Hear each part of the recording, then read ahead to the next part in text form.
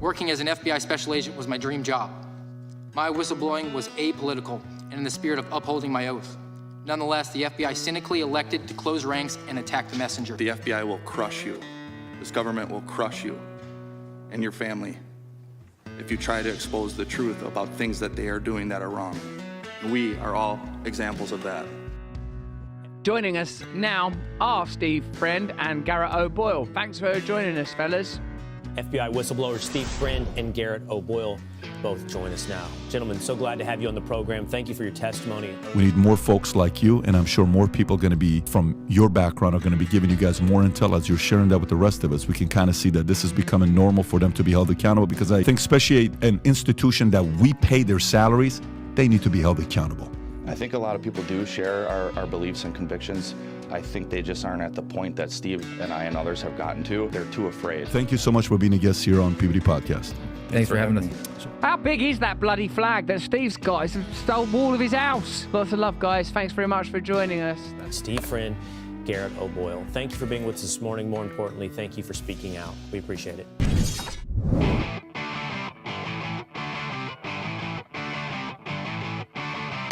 You're in the information age, but facts are in short supply.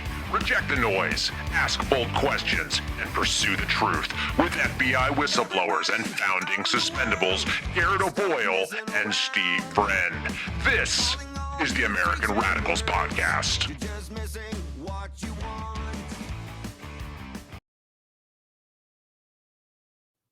It is the American Radicals Podcast on a Thursday, 10:30 on the Eastern Seaboard. Grateful to have you along with us. We're live on Rumble, rumble.com/amradpod is where you find us Tuesday, Thursday, Saturday in this time slot, 10:30 Eastern time. Reminder, if you haven't already, please smash the thumbs up and follow the channel. We got a couple of extra subscribers courtesy of DL MAGA last program. Thank you very much, sir.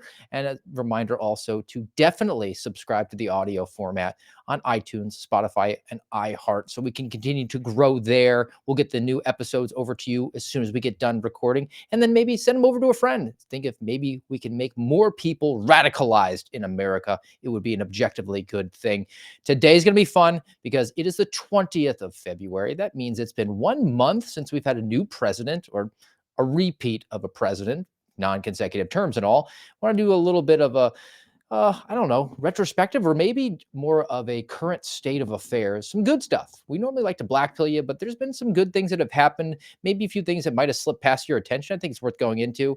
We've had some more exposés coming out from the Department of Government Efficiency, the DOGE. Some court filings that went our way. Seems to be common sense is returning to the black robe regiment that is sitting on high in the federal court system. Planned Parenthood has some problems with the financing that I think is also an excellent thing. And then maybe an issue that's scaring a lot of people, and that is the bird flu. But we do have the benefit of hindsight. An interesting piece about how we're rerunning coronavirus via the bird flu. But now we know what they did. We know the playbook. We can counteract it. So all that, lot to get to today. We got Garrett along with me. Find him at GOB Actual on the social media, sir. How you doing? Today's the day Cash is going to get confirmed. Today is the day that, I don't know, maybe we'll have some accountability and vindication. There will be lots of closed-door meetings going on over at the FBI, I think, today up until about 1:30. I think you're right, Steve, and you may not be able to tell by the lack of emotion on my face, but I'm as hopeful as I have been in a long, long time. I'm working on my next rendition of my Substack, lastline.substack.com. And I'm focusing on Cash and some wrongdoings over the years by the FBI, historical and relatively current, whistleblower stuff, and how and why I think this is a step in the right direction, although also how and why we shouldn't hold our breath and fully trust that it's going to be an immediate flip, an immediate change. You know better than anybody how deep the rot and corruption is at that place. So Cash is going to have a busy, busy time trying to root it out. Meanwhile, around every corner and every turn and every decision, there's going to be people trying to subvert everything he does. So I'm excited, but I'm also all so cautiously optimistic. And oddly enough, I just was catching the end of fellow suspendable Kyle Serafin's show, and he pulled up briefly this piece by the Washington Post, and it's by that Jeremy Roebuck guy and a couple others. But like you, Jeremy reached out to us. I never responded, and I know he wanted the intimate details of conversations that you had. And so I was skimming through that a little bit just now, and maybe if we have time, we could pull it up at the end and just go through it. But it's, of course, the slander, the attacks are going to come. One of the first paragraphs mentioned how some of them even received financial assistance. Yeah, we have. And we've been very open and transparent about that. And it's when a government cancels you and takes your paycheck, an organization like the Cash Foundation, when they step in because they understand weaponized government and they understand, oh, you're heading into a Christmas season and you just got canceled by the government for doing the right thing by making protected disclosures because of government wrongdoing. Now you are faced with consequence. But it's the WAPO, Steve. What do you say about the WAPO? Democracy dies in darkness. Look, didn't you know that you're not entitled to be able to afford food or medical care for your children? And Andy McCabe gets $500,000 over a 72-hour period. That's just the way things work in a Yes, democracy. that's And right. look, I think that Cash's task is huge. It's a very steep mountain to climb. He's equipped. We'll see how it shakes out. Hopefully, we get some movement very quickly. But today is kind of about the tailwinds, about some good stuff. I wanted to start out with a reminder that, boy, howdy, did we dodge a bullet. So I saw this video just to launch us off of, thank goodness we do not have. Uh, I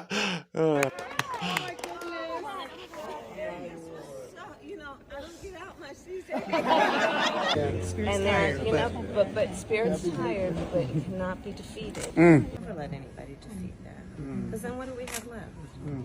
When we think about like these moments where we see things that are being taken,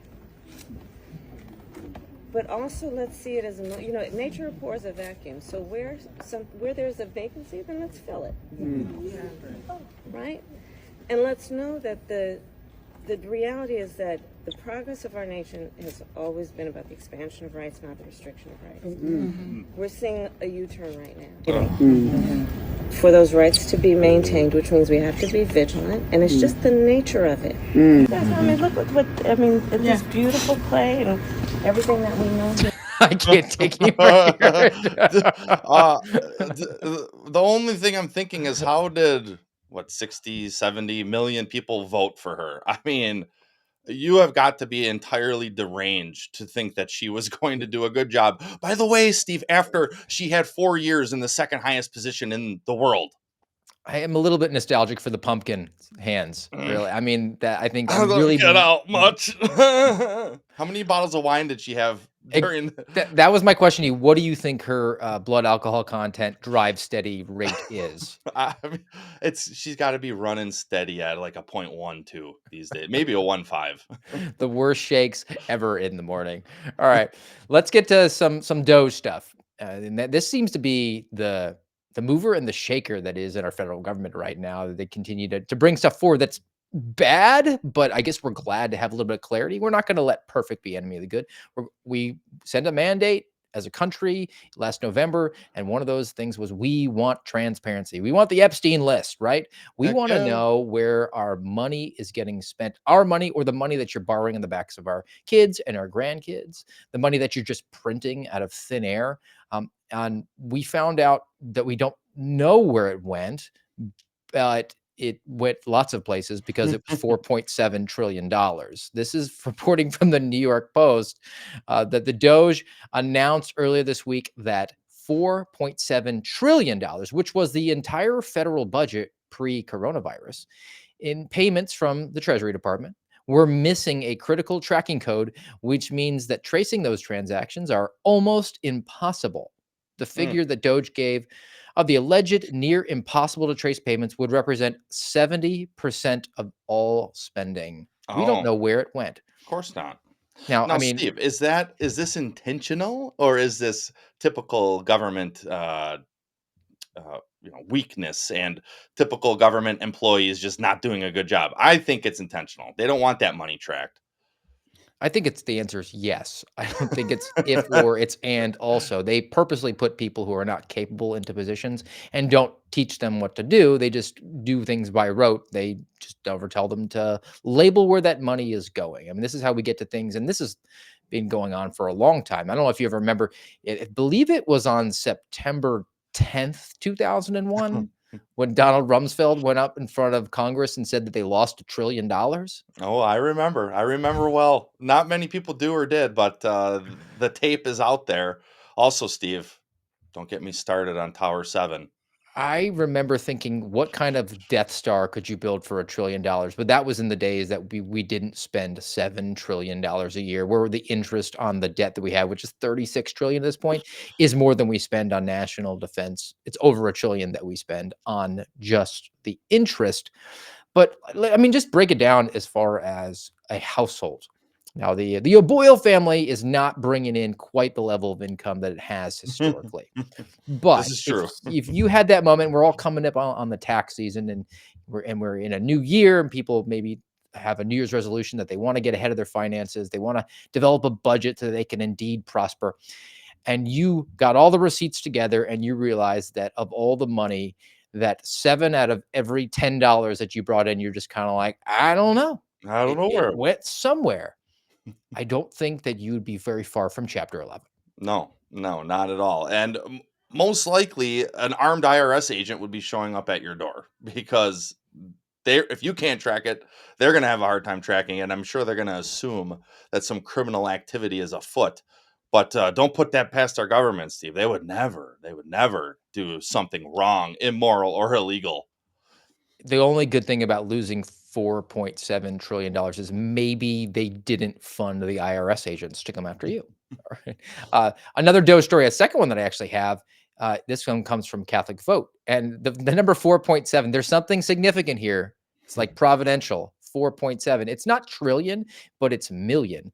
More than 4.7 million people are listed between the ages of 100 and 109 on the Social Security database. Now, I mean, I think there probably are. I've met a couple people that are over 100.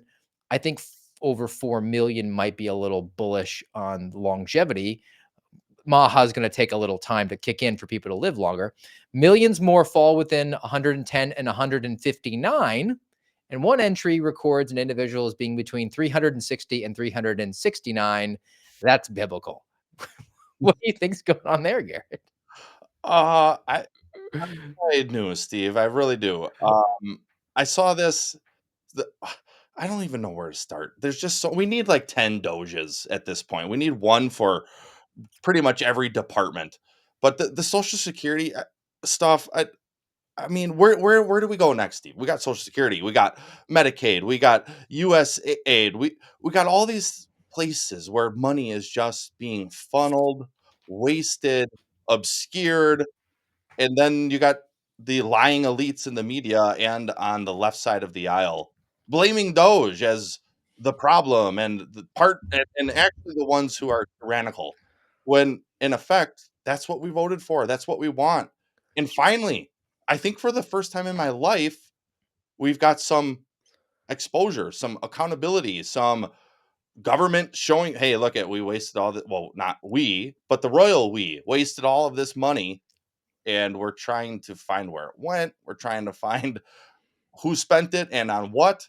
And I don't know. I hope they get to the bottom of it. But there are even avenues, like you mentioned with the first piece, that even Doge can't track. Even Elon Musk and his whiz kids can't find. I don't know. That to me, that seems on purpose and intentional because the government is not a benevolent government anymore. Maybe American government started out that way, but we are no doubt in my mind, a malevolent government. That's why we're in such debt, why we're spending so much money on such crap, and why people in government don't want us to even know what it's spent on. The total number of entries surpasses the entire US population. There's more people on Social Security than we know live in the Dude, country, okay. which would seem that we probably need to have an audit of that. I mean, this is similar to the way that dead people are voting. And Yeah. in that area is where you have the fraud. I don't know what's worse. I mean, I think they're probably both equally bad, but you have dead people voting or you're giving money to people who don't exist. Well, where is that money Where's it going? Where's going? the It's going some. accountability? Yeah. And that's driving, I think, a effective narrative, particularly on Social Security, particularly because it's been driven into what would be Chapter 11 bankruptcy, but because it's a federal program, it doesn't get that moniker. A pretty strong case that I think about people who are in your age group, my age group, or even younger, saying that, hey, we're never going to get paid out on Social Security. Where's ours? Mm-hmm. And we want that in the form of student loan forgiveness. Mm. Now, I don't sympathize with those people. I think if you borrow the money, you should pay it back. I don't think you should actually borrow the money to begin with. Right. And I think there's also an argument to be made that that is a benefit that we give to people in the armed services. So if you're going to just forgive student loans for everyone, that's maybe a disincentive for people Oh, for to sure. sign the dotted line. But it's a debate that's been going on, and we actually had some tailwinds in that regard in reporting from CNBC about a U.S. appeals court that is now blocking the student loan forgiveness. Well, they tried it again. This was a Biden initiative, so it was still working its way through the courts even after the Biden presidency. CNBC reporting a U.S. appeals court blocked the Biden administration's student loan relief plan known as SAVE. The move will likely lead to higher monthly payments for millions of borrowers. You think is more money than zero higher than zero, Garrett? It's Simple math says yes. but I mean, they Even did get a Common Core. college degree, so I don't know if they're able to figure that out. Implementing SAVE could cost as much as $475 billion Ooh. over a decade. Republicans argued that taxpayers should not be asked to subsidize loan payments for those who benefited from higher education. Reasonable.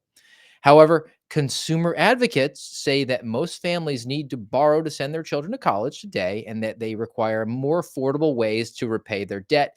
And research shows that student loans make it harder for people to start a business, buy a house, or even have children. I mean, I want to know if maybe USAID funded the research that came to the conclusion that having less money makes it harder to have more money for other things in your life.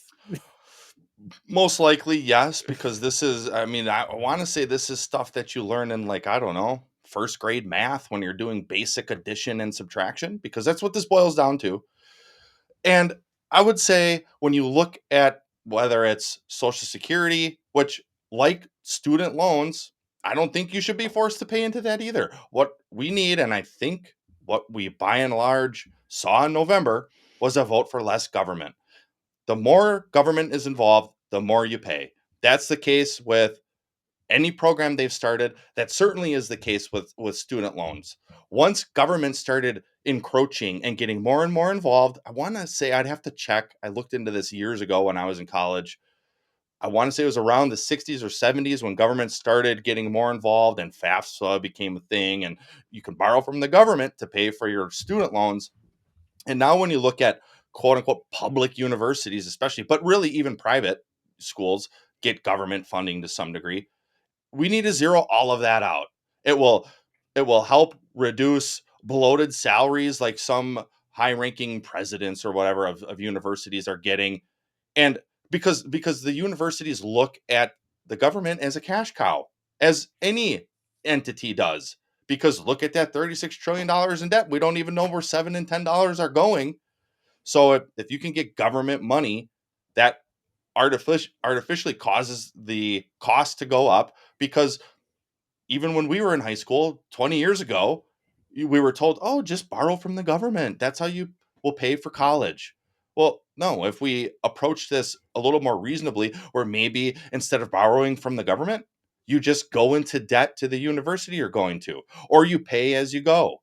And if you can, I mean, some students can do that because they're working a job or whatever, but the increase in government involvement always leads to more expense, which leads to worse quality of life for the people who are going to school, or whatever the talk of the day is. Right now it's university. So we got to just remove government, plain and simple, as much as we can from our lives. There's also a serious conversation that needs to be had that with the student loan crisis, because it's always a crisis, right? Always. We have to govern by crisis, never let a crisis go to waste. Why are you continuing to give out the loans then if it's created a crisis? So why don't you stop that? And then we can talk about this issue of the existing loans that maybe people were taken to the cleaners because they were sold a bill of goods that never came to fruition, that they were sitting in Econ 101 freshman year looking around thinking like, wow, a couple more years here and I'm going to be earning 100K on Wall Street. That's a guarantee because I followed the path that was laid out for me by my guidance counselor. And side note, why do we call them counselors? Like, don't you go to a counselor and be saying like, hey, I'm having a hard time. I'm maybe feeling a little bit depressed. If you did that to your school guidance counselor, would they just give you a poster for college? Probably, and they'd probably try to send you some. Hey, we got a different counselor for your mental health. We'll get you set up with an appointment over there. Now, my high school guidance counselors were basically just college hype people, right? Like you Hmm. walked in there and saw the posters on the wall, and you'd always have the half and half poster where it was the person who had the micro dirty job, and they would basically portray that person as a loser. Like their whole life was a waste because they Yep, didn't go to they didn't college. go to college. And then the other one on the right-hand side who had made all the right decisions and taken their SATs and made sure that they were on the National Honor Society and the Key Club, and they played 4 different sports. And then they went to college and dropped $250,000. And this was, I don't know, a decade and a half ago in Hmm. order to get a, I don't know, a liberal arts degree. Yes, a liberal arts degree in diversity, equity, and inclusion, and then they're lucky to become a barista at Starbucks. I think Mike Rowe is onto something. That's a guy who's been on that his dirty jobs and skilled trade. I mean, something in the area, I believe the Micro Works puts out that there's like over 7 million available jobs right now. That's a lot. That's a lot of jobs. Yeah. Have you And ever heard or known or seen or encountered a guidance counselor who pitched you or pitched anyone anything other than college? They never pitched the military. They never pitched dirty jobs like Mike Rowe. They never said, "Hey, you're good. You're only good at math, so maybe you should become a carpenter or something along those lines." Or have you really liked shop class? Which, do schools even have that anymore? But no, you no know, liability, man. right. So you work well with your hands. Have you ever thought of becoming a welder? Because they get paid really well and the school is short. You go to tech school, which you can pay pretty easily as you go. Yeah, you can even get a loan for that if you want, and then pay it off once you're making more than most people because you're a welder. No, the guidance counselor in the high school was the hype man for college. They're almost like the stockbroker. It's always a good time to buy, right? I mean, if the market is going gangbusters, you got to get in on this thing, right? If the market is tanked, hey, buy low, sell high. Always a good time to buy. Always a good time in this case to borrow hundreds of thousands of dollars to get a useless degree, which you will probably regret having spent time doing, especially when you look at the guy who's running his own HVAC company and pulling in 200K and just hanging out and enjoying his life. And this is the another connecting story to student, not loans, but at least financial data. And this comes from the Epoch Times. This judge declines to block the DOGE. So the DOGE is going to get access to student financial aid data. Good. There was a That's fight. what we voted for. This is a fight. The suit alleges that DOGE is seeking to access the education department's records because the DOGE is getting everyone's records. They want to find out where the inefficiencies are. They will have access to students' personal information, Oh no. including their social security numbers, as well as detailed financial data of their parents. The suit alleges that DOGE's actions in accessing the department's records would violate the Federal Privacy Act of 1974. One student remaining anonymous because her family's immigration status, because she's an illegal alien, who gave her personal information to the federal government and got financial aid, by the way. Submitted a supplemental declaration saying that DOGE accessing her records had given her anxiety. Maybe she should go talk to a guidance counselor, and was causing her to reconsider her application for graduate school. She's already gotten financial aid from the US government, from the taxpayer, to go to college. And now she wants to belly up again Dude. and naturally is fearful that the DOGE is going to come out and Elon Musk is going to say, we're giving illegal aliens free graduate school. all of this fraud, waste, and abuse must be rooted out. We don't have a lot of time, couple years tops, because of the way the political realm works. It has got to get rooted. I mean, I, shove your Privacy Act. I don't care. The government has that information. They're the last people I want having it, but they have it. I don't care if DOGE has it, because they're going to try to rectify the shambles that our government has brought upon our nation. She's worried, or other students, at least in this lawsuit, were worried that the government might get access to their social security number, which the government issued them. Yes. And their social security is, I don't know, maybe being paid to a person who's 300 years old. There's no logic to that, which is why you're seeing finally some judges saying, look, we appreciate, look, a little pat on the head. We appreciate that you're trying to throw up roadblocks, but this one is retarded. And I can say retarded because Trump's president now, right? Yes, you can. You could have always said retarded, Steve. Don't let the haters get you down. Hey, look, man, I got to hold the line. I got my last line hoodie Yeah. on. I'm feeling strong and ready to go. I got one more about college, and this is on the gender space. And this comes from American Greatness, but their website isn't all of a sudden decided to do the John Solomon, Just the News, 100 million pop-ups. So I'm just going to keep it off screen. But I do think it's interesting because we have the executive order that came through that no dudes who feel pretty in girls' sports anymore. And I've kind of been more on the sidelines of this entire thing. Look, I sympathize with the Riley Gaines of the world. I think that what they're doing, because that's their passion, is excellent. But ultimately, what it boils down to is a whole bunch of women need to say, we're not going to compete. A whole bunch of dads of women needed to say, you're not getting in the ring with my daughter. And really, they all just kind of sat idly by, with the exception of a relatively small group like the Riley Gaines of the world, who were outspoken and risked a lot. Most people just sat around and then waited, and then they're now doing the Trump dance, right? And they're saying, "Yep, I was on this team all along." So I was kind of a uh, a a observer, a partisan observer, but not really involved in the entire thing. But I do think that this is worth being aware of. And we got Tailwinds. So that was a good executive order.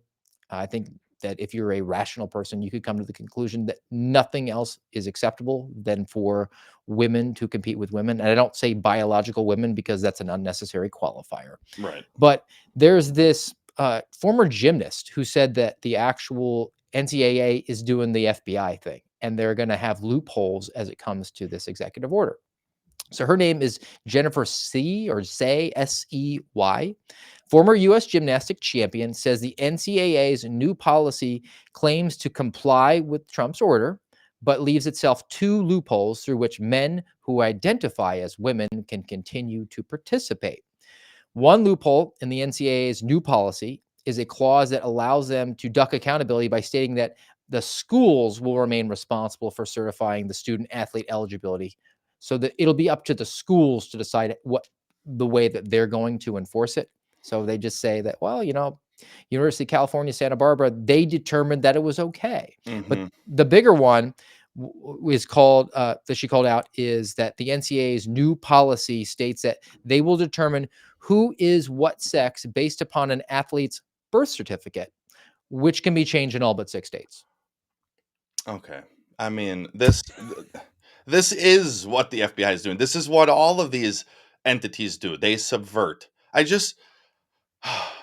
It wasn't that long ago, Steve, where we could point to the current administration and say, look at all of this wrongdoing. Look at all of this evil.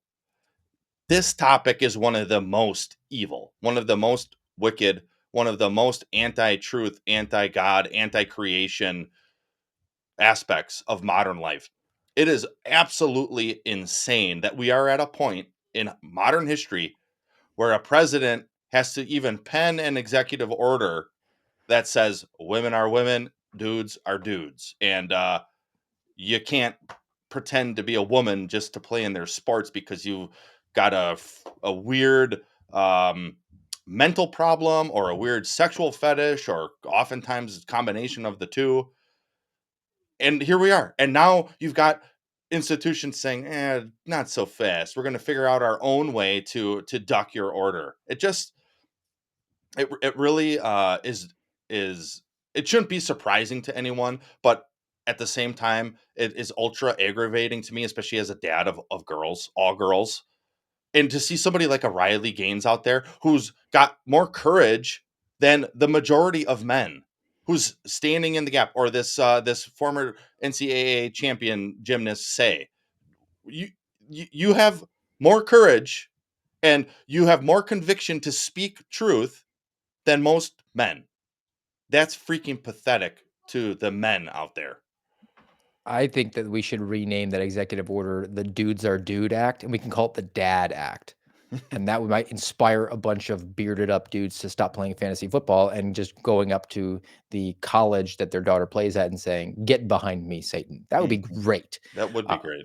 Now, I got a good story, all right, and about a fundamentally evil organization. And it's a longer story because it comes from the New York Times, and they have lots of atmospherics and histrionics.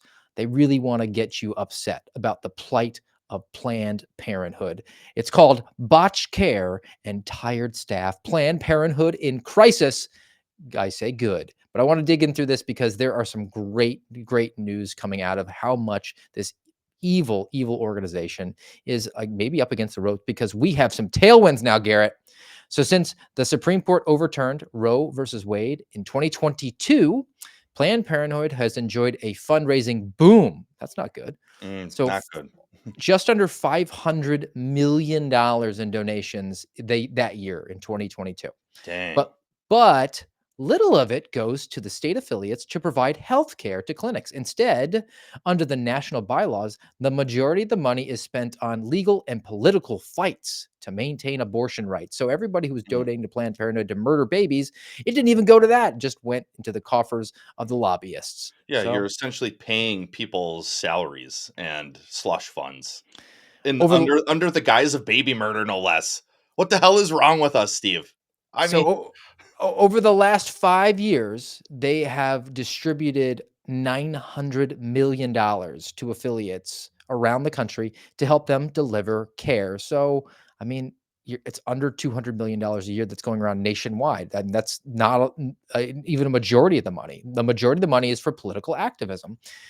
So they want to help them deliver care, but none of it went directly to medical services. By charter, the mission of Planned Parenthood Federation of America is to provide leadership, advocacy, and education in the field of reproductive health care, which, pause it there, because it's hysterical when they talk about all the different services that Planned Parenthood offers. And that's because they itemize everything. Like they gave you a Kleenex to cry after you're crying after you murdered your baby. Like that's a service that they can itemize. And even then, that's how they drive down, well, like abortion is one, and the latex gloves were another service that we provided. And that's how they make it look like it's a small percentage. And even then, they can't say that their services they're providing are legitimate. And they'll talk about, well, we don't do mammograms. We make mammogram referrals. We just send you somewhere else. But on top of that, they admit here that they want to provide leadership, advocacy, and education, not actually get involved in the healthcare. So because of the shortfall in funds, Garrett, employees at various affiliates said it was common to run out of over-the-counter pain medication. I don't know why you'd need that. Exactly. IV flushes. Salaries are so low that it is not unusual for staff members to qualify for Medicaid and federal food assistance. Jeez. Okay, DOGE, clean those out too. Turnover is hovering around 50% in many parts of the country. Clinic workers complained that they were learning from inexperienced peers. Now, what could possibly go wrong when that happens? More than a dozen said they did not receive adequate training for patient intake, blood draws, and other tasks. Last year, Planned Parenthood of Greater New York, one of the few places where abortion is still legal up to 24 weeks, Good grief, said that the budget shortfall would force it to restrict later-term abortion services, effectively implementing a 20-week abortion ban. It closed 4 clinics. So due to budget cuts, they're not even able to go up to the limit. They had to cut it back to just 20 weeks. Oh man, I wouldn't say Planned Parenthood is in their own death throes yet, but hopefully soon. I mean, I've said it before, we've got a massive blood debt that we owe to God for just the baby murder alone over the years. I mean, tens of millions at this point, and think of these advocates, if you want to use that word for it, and the people donating $500 million. Wait, did you say 500 million or 500 billion? 500 million, right? Yes. So $500 million in 1 year was donated to them, and it's not enough. Well, that should tell you all you need to know about how wicked these people are. They're after money more than they're after even baby murder, it seems like. And man, to just dial it back from 24 weeks to 20 weeks in New York, it just it seriously makes my stomach flip to think about the wickedness of what we do to the preborn. It's How about the New detestable. York Times decrying that I that know, stay there? as if that's the bad thing. I, Here's another element to it. And you talk about how things happen providentially, right? So again, from the New York Times, this talks about Obamacare. So between Obamacare, which is evil, and coronavirus, which is probably just as evil, they actually hurt Planned Parenthood because Obamacare expanded health insurance options for low-income women and drove many poor people away from Planned Parenthood clinics. good. And coronavirus further shrank patient counts because people were staying home and staying safe. So it's almost like a Romans 8:28 thing, right? All Mhm. President Trump could deny abortion providers Title 10 federal family planning funds, costing Planned Parenthood clinics about $60 million. So they're coming up short on their funds, which I think is a good thing. And I mean, again, it's a long piece. Uh, the Obamacare is not reducing the number of abortions, and the women are just going to other places to do it. But if we can limit Planned Parenthood, I think that's pretty good. And I do like how it always seems to go back to coronavirus. In Always. this case, that was a good thing. If we want to have a Uh-huh. couple silver linings, I think that like today is about smiling a little bit more than we typically do here, less on the black pills, particularly if you're on that sort of issue, which is really dark. But the silver lining here is that Planned Parenthood is struggling, hopefully, in the death throes, getting flushed down the toilet. Hopefully, they can be a thing of the past. Mhm. Another thing of the past could be people using food stamps to buy junk food. Good. I mean, it's a little bit like, as long as you live under my house, you live by my rules, right? That's sort of where I come down on this. And you and I tend to be libertarian in our worldview on what you want to eat, whatever you want. But if I got to pay for it, I got some issues. So the New Yes. York Post, Americans on food stamps could be banned from buying bad food and sugary drinks, according to the USDA. They never Americans. should have been allowed to buy them in the first place. Now, here's one way. So in fiscal year 2023, 42 million people received SNAP benefits. How many? 42 million. 42 million. This is what we were talking about a little bit ago, government programs. They always just grow, and they always put less money in your pocket. 42 million. Good freaking grief. So they're doing an assessment of what's going on. There's actually a couple of bills that have been put forward. So one of them is from a representative in Oklahoma who said that you can't use your food stamps to buy soft drinks, candy, ice cream, prepared desserts. It's like cakes, pies, cookies, or similar products. I mean, they're just going to rename the category, Yeah. right? Or what's going to happen is the candy lady that I know you saw when you were a cop, they just took their benefits and they could sell it Mm-hmm. and to other people just to get cash at a Yep. lower amount. So Yeah, if you get food, 50% was the going rate around here.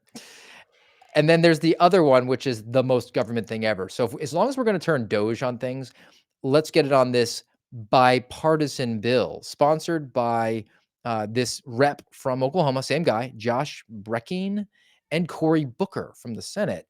And as opposed to just out and out saying you can't buy the sugary drinks or the moon pies, they want to authorize a study of Mm, SNAP mm-mm, purchases to mm-mm. add improving nutrition security and diet quality to Congress's declaration of policy for SNAP. So we're going to have a study that'll issue a report No. that'll result in how many more jobs that you came to the conclusion that buying Oreos probably is suboptimal for Yeah. your health. We disavow. This is government at its finest right here. Oh, we're going to want to do a study before we make any decisions. No, you don't. You need, let's see, you would have to be about as smart as, I don't know, a grain of sand to not know that eating moon pies and soda and candy and chips stuffed with red 40 and who knows whatever else is not healthy.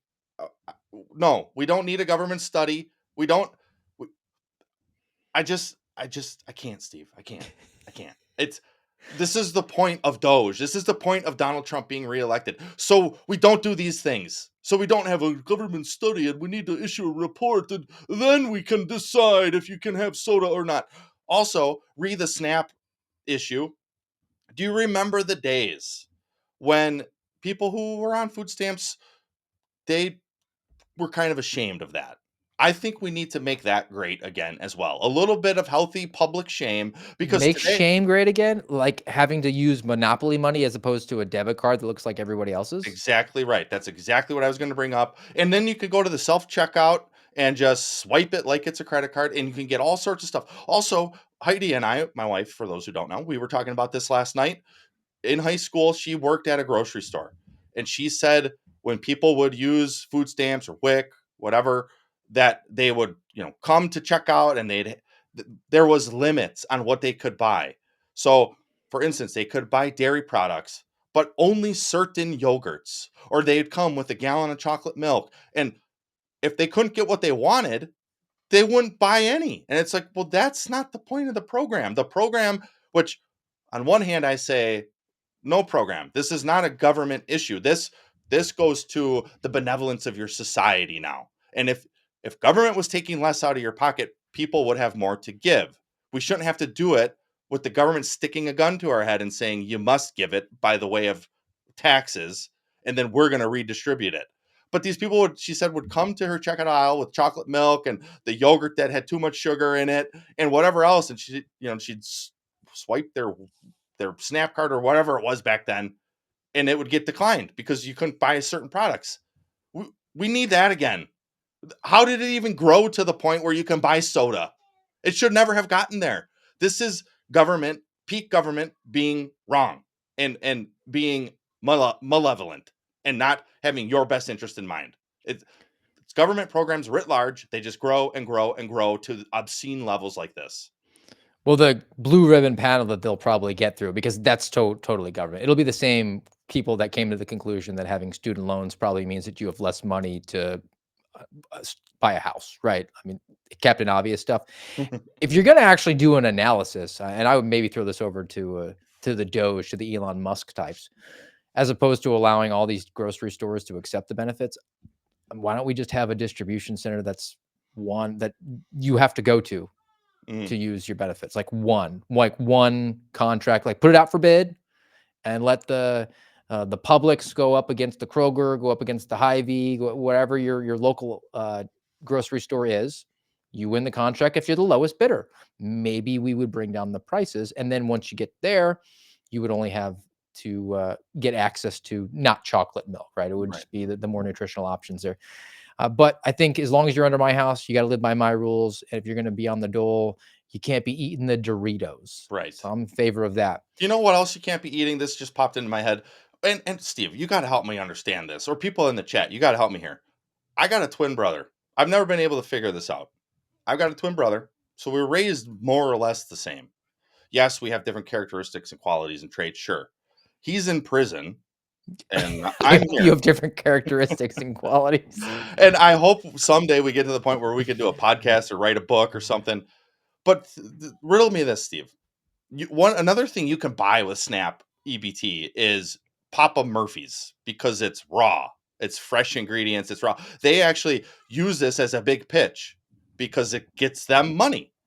And I remember before he was in prison, and then I think when he got out for a little while and then went back, which is where he is now, he would get on all these programs. And I remember I was thinking, like, what the hell's wrong with you, dude? Like, this is not right. This is not how we were raised. These programs, the intent of them was to be a bridge. I'm all for that. Again, not necessarily for government forcing it, but they have grown to such obscene levels that even somebody like my brother, who didn't need it because he would work here and there, he actually had a pretty decent job once he got out of prison the first time, but he would get on these programs anyways. And I remember at the end of the month, he would get all this Papa Murphy's with like his leftover. And I remember being pissed. I'm still pissed about it because that's not the intent. And take even our situation. I'm certain we could have gone onto the government dole for insurance and for EBT and whatever, probably for our cell phones and who knows. But we refused. I mean, maybe people would say, well, that's just pride, but I don't think it is. I would rather rely on the generosity of people who truly want to give. And there's been a number of you who have. And also, we're not in that dire of straits where we need that bridge. You know, I think of the woman, my wife mentors, you know, with her 2 young kids now, and how we've tried to help them out, and we got the Gives and Go going for them. That is what living your faith, that is what living your integrity and your character, that's what it looks like, living it out in that way, where you're willing to sacrifice for the benefit of others. And I guess now I'm going long-winded, but the point is, explain to me the polar difference between my brother and I, my twin brother and I. I've never been able to fully understand it. I think it's also a callback to the debate about student loan forgiveness. Like, I can see the perspective. I don't agree with it, but the perspective of a student who said, "Look, I followed the path you put out for me. I did what you told me to do. You told me it was the right thing, and it clearly was wrong. And now I'm screwed. Where's my assistance? You screwed me over. You should help me." And I think that overlooks the personal responsibility element to it, which is sort of where you get here with the SNAP benefits, which the S stands for supplemental. That just means it's not primary, it's extra. You're supposed to be primarily caring for yourself. And I'm reminded of a cop who I worked with who was teen mom before it was cool, before it was a TV show, and then joined the army. And I remember having a conversation with her where her family had been in an impoverished area, had grown up, all of them were on welfare benefits, and she had her baby, and they said, "You got to get on to food stamps and WIC and all these things." And she said, "No, I'm going to pull myself up and I'm going to take care of my baby." And she was actually pressured. They said that she was being irresponsible because those benefits were there and she was refusing to do it. It's a fundamentally different worldview that people have. And I don't know how you bridge that gap, because Right. as long as it's there, people look around and say, "You're the sucker for not having taken part of it." Hmm. But again, the problem is always the people and having a different level of priorities there. I want to pivot over to this issue, and it's about the CIA drones. They're flying into Mexico, but I want to use it as a launching off point because of our relative subject matter expertise as it pertains to federal law enforcement. Now, this is a weird visual. I apologize for that. CNN politics. It's dim for some reason. I don't know. Exclusive CIA flying covert drone missions into Mexico to spy on the drug cartels. Now, we're spying on the drug cartels because as of yesterday, we got the Secretary of State, Marco Rubio, designated several of these drug cartels in Mexico as foreign terrorist organizations, FTO. Now, here's where I want to take this. When you have a foreign terrorist organization, you can use certain tools, Hmm. which would mean now, and we have railed against it, FISA Section 702 can be lawfully used to investigate drugs at the border. Now, people might say, "Hey, look, we got to stop that fentanyl. We got to use all the tools across the board." But there are the ways that people can get caught up in that dragnet, right? And now all of a sudden, somebody who is a slinging dope on the street corner in the local area, happens to have a phone contact that is not a drug purchaser, and now you're brought into this entire thing, and it kind of gets into the surveillance state. And then I was having a conversation with George Hill yesterday, and he brought this up, and I got to give him the hat tip on this. I hadn't even considered it. And if you buy drugs, you are providing material support to terrorism. Ooh. Now, think about it Ooh. through a political lens. What if a Hunter Biden is in the White House? Maybe a Hunter Biden on the right, a conservative, has a ne'er-do-well son who maybe just is not trying to personally enrich himself, but just has a drug addiction problem. Well, now you can get access to the entire political Mm. circle of an administration because he's providing material support to terrorism because he bought a dime bag of weed. Yeah, this is a slippery slope, or has the potential for a slippery slope. And I think we'll probably slip down it, because this is the heart of man being desperately sick and wicked, because this is what government does. They weaponize tools like this. On its face, I'm all for this. I think of our former life as FBI agents. If you had FTOs, if you had cartels designated as FTOs, everybody would be like, put me on the JTT. Well, actually, not everybody. The meat eater types, the Steve Friends, the Kyle Serafins, they'd be raising their hand and saying, put me over there. That's the work that I came to the FBI for, because that is stuff that impacts our communities. It has the potential to even impact my own children as they grow and get exposed to this type of thing. I'm all for it. Anybody in MS-13 being designated a foreign terrorist and using the full tool belt to go after them. But here's where it gets slippery. Your example, the Hunter Biden type, that's now it's just gonna get politicized and weaponized again.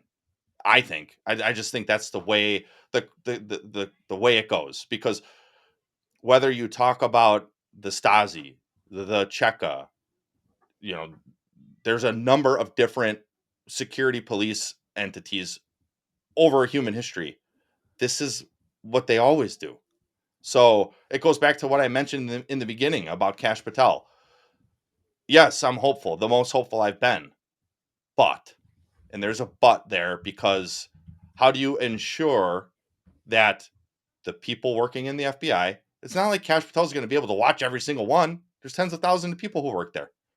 So how are you going to be able to ensure that they're doing, like Chrissy, my friend Chrissy used to say, the right thing in the right way for the right reasons at the right time? You can't. You can't. Because you have to put at least a modicum of trust into those employees to do it. Part of that is swearing that oath to the Constitution. But as we've seen time and time and time again, people get their lives ruined. I just saw a video this morning from our friend Amy Nelson giving a short recap of everything that happened to them. I don't know how you fix that. Good luck. I mean, and you got to check out the resistance, because as you're talking there, this came up through our group chat, Garrett, and I have to share this with the American Radicals podcast. The level of resistance to Kash Patel's directorship is very serious, folks. This is what they're doing, standing right now outside the Hoover building. There are 5 members of the U.S. Senate standing behind a small sign that says "Block Kash Patel." So These they are losers. holding the line here, Yeah. guys. I think we got the tailwinds. All right. I got this last story I want to definitely get to, and it's about the bird flu, because you and I were even talking about the egg shortage. I went grocery shopping last week. There was not an egg to purchase in a Walmart, by the way, in Florida, where we don't have the shortages that you get in other areas, where we tend to do pretty well down here in the face of tyranny. Okay. But I saw this article from the Brownstone Institute, which we've had on other pieces before. Yeah, A good little stuff. more analysis, long form, and I thought it was worth, because in light of the tailwinds theme of the day, this is not good. It's not good to have the threat of a pandemic or the threat of rerunning the same pandemic, but we do have the benefit of hindsight. So let's bring this up. The writer's name is Clayton Baker. He's a medical doctor. Says the bird flu is a rerun of the COVID playbook. Now, he writes, bird flu is a complete rerun of the COVID script. There's just one twist. Last time with COVID, the pandemic planning bioterrorists directly blackmailed us by taking away our civil rights in order to coerce us to accept their unsafe and ineffective vaccines. This time with bird flu, the pandemic planning bioterrorists are indirectly blackmailing us by targeting our food in order to coerce us to accept their more unsafe and ineffective vaccines into our food supply and those who supply it. So as opposed to injecting the gene juice into your arm, you'll inject it into the chickens and the cows and the eggs and all that. Now he lays out his playbook, and we do the terrorism playbook, right, Garrett? Now let's see if you can see if this sounds familiar, because this is actually currently going on right now with the bird flu. Maybe history is repeating itself, maybe it's rhyming. It's a 7-step playbook. Number one, over many years, bioweapons scientists, under the guise of pandemic preparedness, genetically manipulated a H5N1 avian influenza virus instead of a coronavirus to cross classes of animals and even became more transmissible to humans. Check. Meanwhile, number two, they also developed and patented technologies for vaccines against that same virus. In other words, they created the countermeasure to their own bioweapon. Check. Number three, in early 2022, a lab manipulated bird flu bioweapon leaked from a Southeast poultry lab in Athens, Georgia. A lab leak, Garrett. Number four, while the countermeasure vaccines are being rushed into productions, quote, public health authorities take advantage of the lab leaks by denying it occurred, while simultaneously coercing the government into what did they impose last time? Lockdowns and masking, right? Lockdowns, Here's your masking, your business isn't essential. but that was last time. This is the only difference. Impose the mass slaughter of farm animals, creating a food shortage.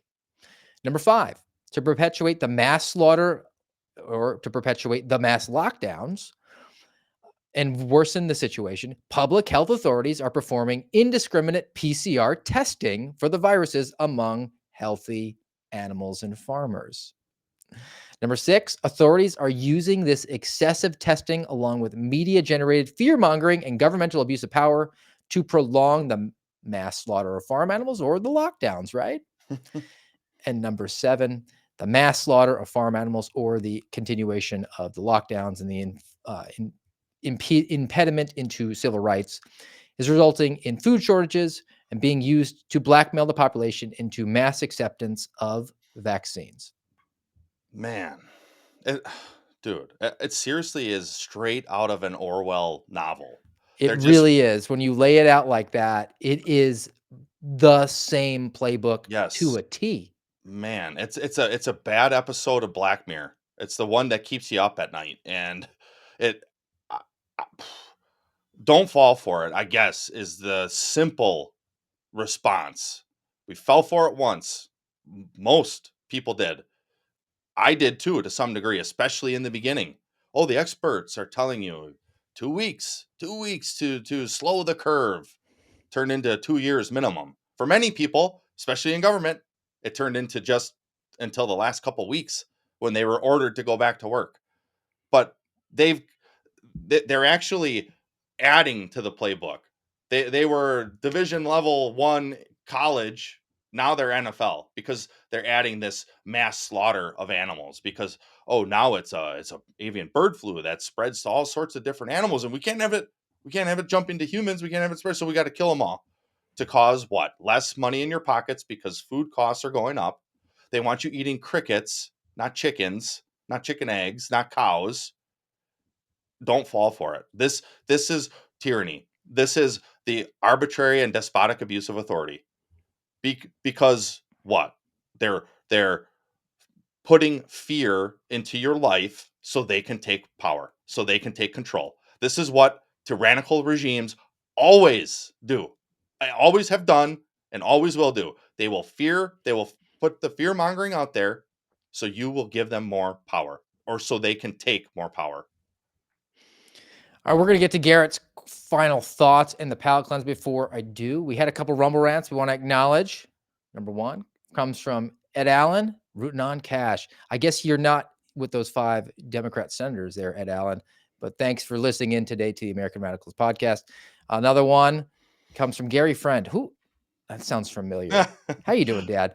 Garrett, I'm up in New Jersey, and the only thing preventing frostbite is your suspendable jacket. Great Yes. product. Also, great podcast, guys. As good or better than anything else I've heard. Thanks, Dad. And you Yeah. all can get your Sherpa hoodie, maybe at Oh, the. Sherpa hoodie. No, not this year. Maybe we'll bring Oh it back. no! But we got thick hoodies, like the one you're wearing right now. We got some thicker hoodies Look, in if stock for the rest of this winter. one is thick, the last line hoodie is excellent. If it's keeping me warm, then you know it could keep you warm basically anywhere north of the Arctic Circle. The-suspendables.com.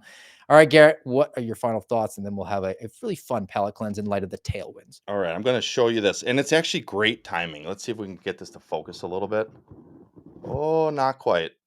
There it is. You can barely see Caesar's face made out on here.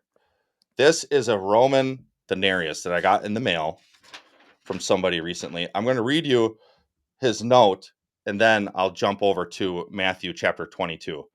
It says, Garrett, this is a Roman coin from 40 to 170 BC. In the 15 years that I have been buying and selling antiques, this coin is by far the oldest item I have ever had. It's just very cool. This coin was in circulation at the same time that Jesus walked the earth. I thought you would appreciate it. I certainly do. I certainly do. This is one of the coolest things that anybody has ever given me. And I'm very grateful for it. But with all we've talked about with DOGE, with taxes, with expenditures, with even tax season upon us right now, I thought it very fitting that I got this, I think Tuesday, about after we did our show. So it's fitting to bring here today. And so in Matthew 22, starting in verse 15, it says, Then the Pharisees went and plotted how to entangle him in his words. Doesn't that sound familiar, Steve? And they sent their disciples to him along with the Herodians, saying, Teacher, we know that you are true and teach the way of God truthfully, and you do not care about anyone's opinion, for you are not swayed by appearances. So first we got to touch on this flattery. I mean, they're trying to flatter Jesus so they can try to pin him against the wall. It's as evil comes.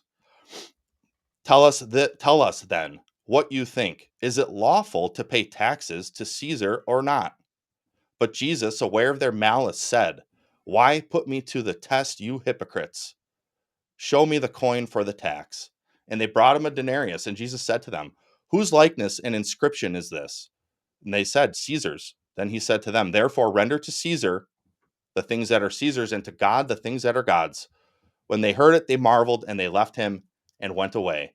So they were trying to trap him because to them this coin was a graven image.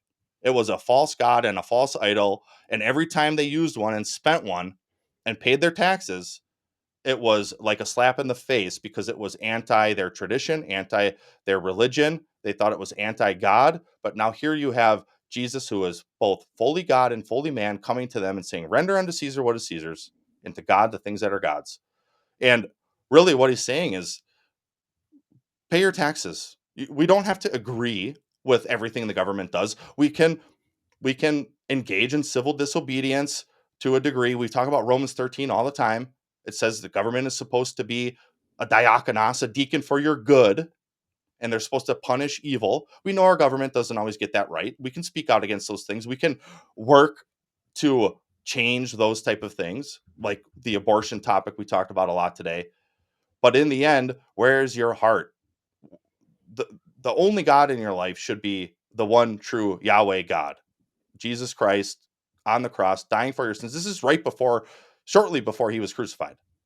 And he still is saying, render unto Caesar the things that are Caesar's, and to God the things that are God. Give your heart to him, and he will make your path straight. And with that, we have the palate cleanse today in light of the tailwinds. And we've been waiting a long time for some transparency, which we're getting from the DOGE. We're waiting for some good court rulings, which we've gotten a couple of those, and maybe a pushing back on the baby kill mill that is Planned Parenthood. So I'm excited, maybe slightly less excited than the Hewlett brothers, who probably embody the encouragement and just joy that the American people are now seeing in light of these tailwinds. Oh, let's go! Oh, good. Oh, good. Oh, no!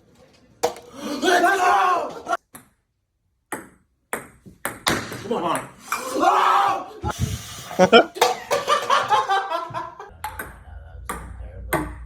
Come on.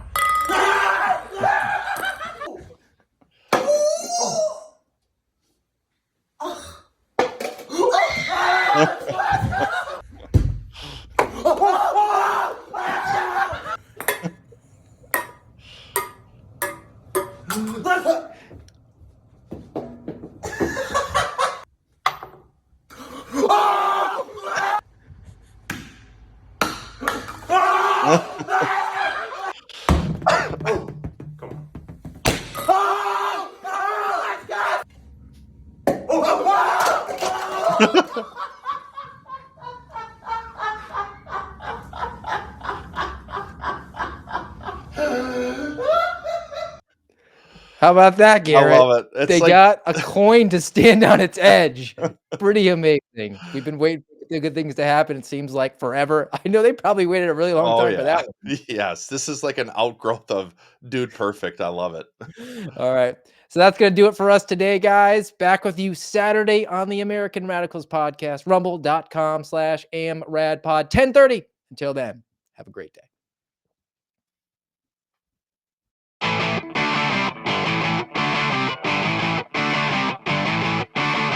You've been listening to the voice of the Suspendables on the American Radicals podcast. Follow us on rumble.com/amradpod.